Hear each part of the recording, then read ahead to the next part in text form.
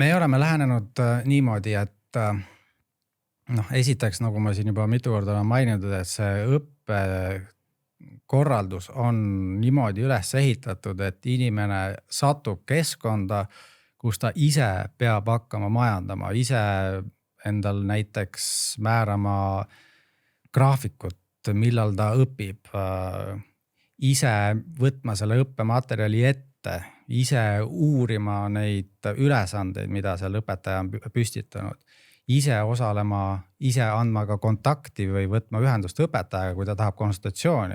Et meil ei ole sellist asja nagu tunniplaan, meil on konsultatsioonide plaan. Ja mis ongi siis see, et sinna me ootame inimesi, kellel on juba õppetöö käigus tekkinud küsimused. Et sellest võiks mul omakorda rääkida hästi pikalt, aga okei, see läheks liiga laiali.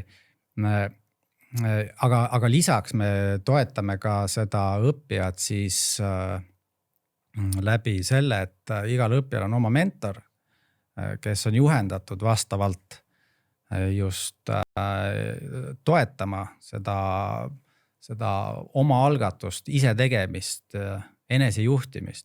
Ja lisaks on meil ka kohustuslik valikaine, mis siis käsitleb seda enesejuhtimist. Ja seda vean mina eest, ma olen selle aine õpetaja ka. Ja mis aitaks nagu, et nüüd kui tulla nüüd jällegi tagasi selle küsimuse juurde, et mis siis aitaks seda inimest, kes nüüd sooviks nii-öelda ennast käsile võtta ja hakata omandama neid praktilise enesejuhtimisvõtteid, et siis number 1 on ikkagi see, et tuleb selgust saada, et mis asi see enesejuhtimine on. Ja siis mina olen selle kursuse üles ehitanud kaasaegsele psühholoogia teadusele ja väga suures osas muideks Eesti teadlase tööle, Aaro Toomele, siinkohas reklaam temale.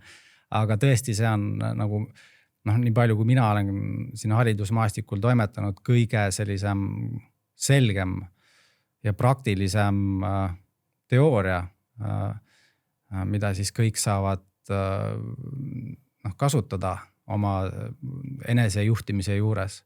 Aga nüüd eks ju veelgi täpsemaks minnes, et millest siis alustada, ongi see, et tuleb kõigepealt selgusele jõuda, et mismoodi see inimese psüühika siis moodustub.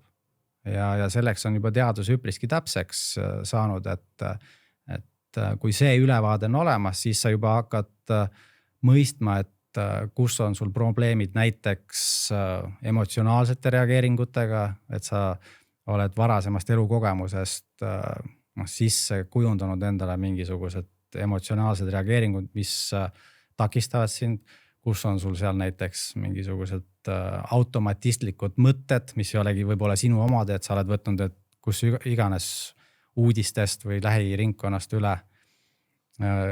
Mismoodi sul hakkab see teadlikkus kasvama, ehk see siis eneseanalüüsi võime. Ja kui see selgus on olemas, siis sa hakkad juba täpsemalt nägema seda, et milliseid selliseid praktilisi harjumusi ja oskusi sa pead endas hakkama siis vaikselt kujundama. Ja kui ma seda nüüd olen oma õppijatega siin niimoodi arutlenud ja rääkinud, et väga tihti nagu takerdutakse või üllatutakse selle koha pealt, et ma mõtlesin, et see on palju lihtsam, et see on nagu selline tarbijaühiskonna võib-olla selline miinus, et arvatakse, et kõik peab väga lihtsasti tulema, aga ma olen toonud siis sellise võrdluse, et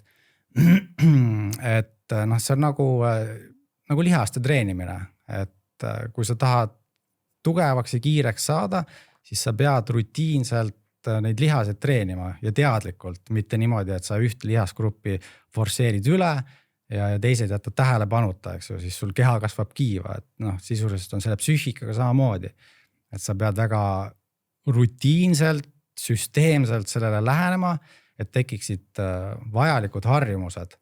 Ja siis on juba ka see, et sul on lihtsam, kui me sellest õppetööst räägime, et siis on, kui sul on nagu vajalikud harjumused olemas, siis on sul lihtsam selle õppimise juurde tulla.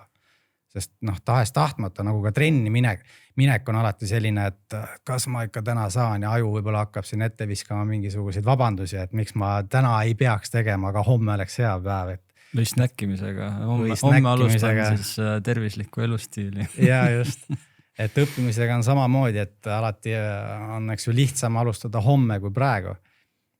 Et aga kui sul on need sellised juba harjumused hakanud tekkima, et siis enam sul seda reaktsiooni ei tekigi. Ja kui sa näed seda sisulist poolt ka, et mida sa nüüd enda juures siin parasjagu nüüd lähed täiendama, eks ju,